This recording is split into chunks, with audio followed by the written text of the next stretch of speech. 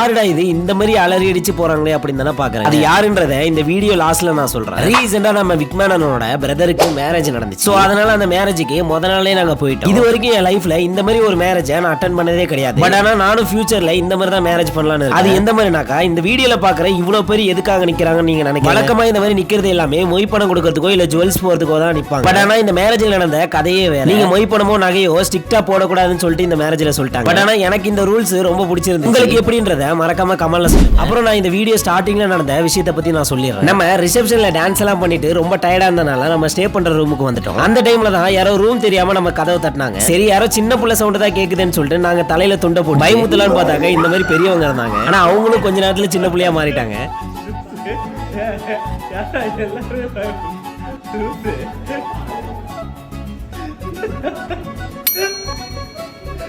பாவி